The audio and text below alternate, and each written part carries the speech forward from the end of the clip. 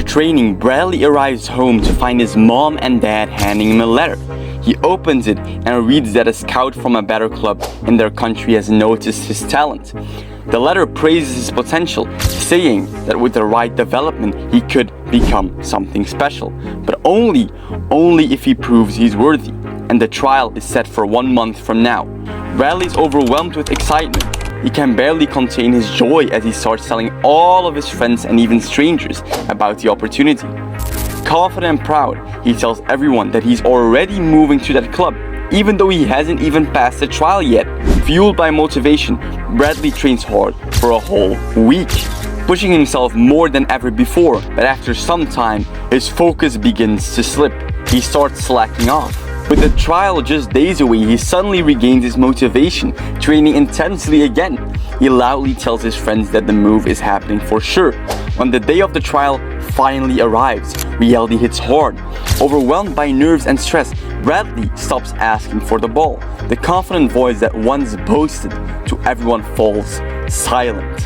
As Bradley struggles to find his rhythm, his eyes catch a glimpse of someone else on the pitch. A player who moves with calm assurance and quiet confidence, almost like he's been playing at that club for 10 years. Every touch is sharp, every movement is precise, and he doesn't ask for the ball, he demands it.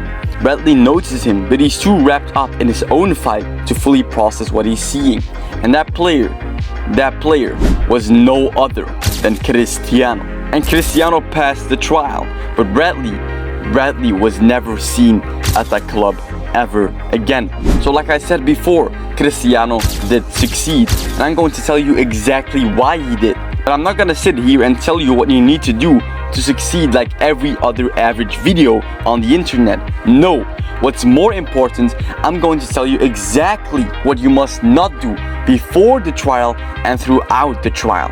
Because most players fail not because they're not good enough, but because they make the wrong decisions when it matters the most. So let's get into it. But before I break it all down, drop a like and subscribe. Remember, this is a value exchange. I'm giving you real knowledge most people don't even realize they need until it's too late. And this video won't be just a motivational video. It will be the truth that can either make you or break your trial.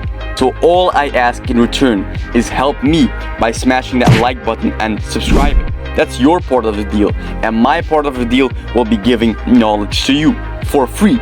Now let's get into what really separates the one who make it from the ones who never get another chance again. There are a few day-to-day actions, things you do without even thinking before the trial and doing it, that are quietly destroying your chances. Most people never notice them, but the coaches do, the scouts do, and the pressure will expose them all.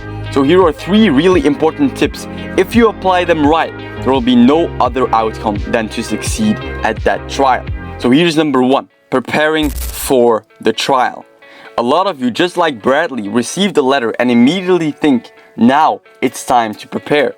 You believe that once the invitation comes, you have to turn everything up, work harder, train longer, push yourself to the limit.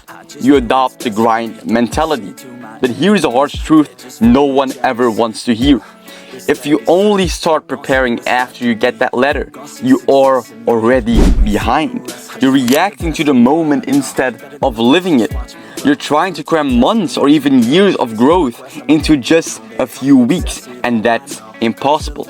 Cristiano never waited for the letter to arrive to take his training seriously. He lived every day like the opportunity was already his. His habits, mindset, and work ethic were already at the level where the trial didn't scare him. It was just another day on the field. So when the trial finally came, he wasn't trying to perform. He was simply showing up as the player he had already become. So if you wait until that letter arrives to start preparing, you are setting yourself up to fail before you even step on the pitch. Don't wait for the moment to prepare. Prepare as if you know the moment is coming. Number 2, trying to outshine everyone. This is where most of the Bradleys go wrong.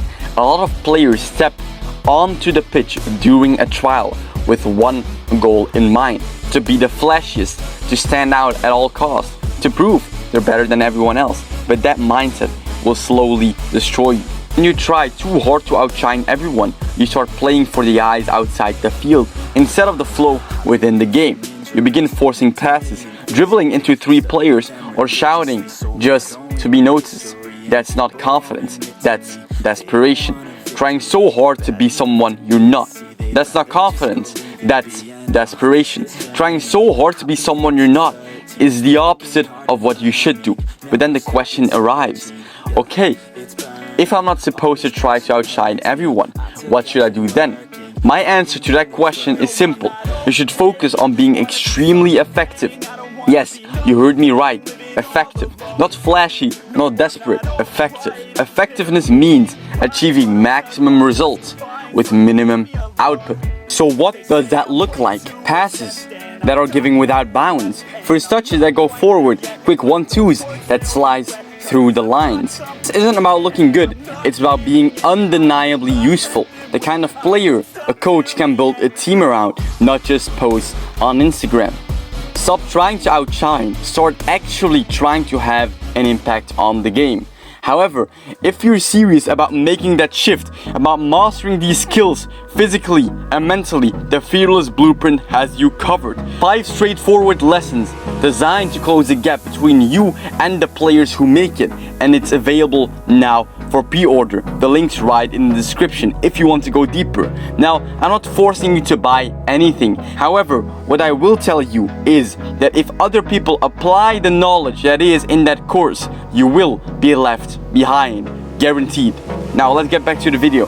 Number 3, overthinking every mistake.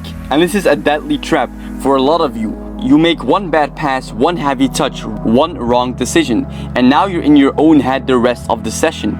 You're no longer playing, you're merely just surviving. And you start thinking, did the coach see that? What do they think of me now? I need to make up for it. But here's the truth. This mistake isn't what ruins your trial. It's your reaction to it. You're not judged for failing. You're judged for how quickly you can stand up. At trials, the most respected players are the ones who make a mistake and keep going, like nothing happened, because they have built trust in themselves. So here's what you do.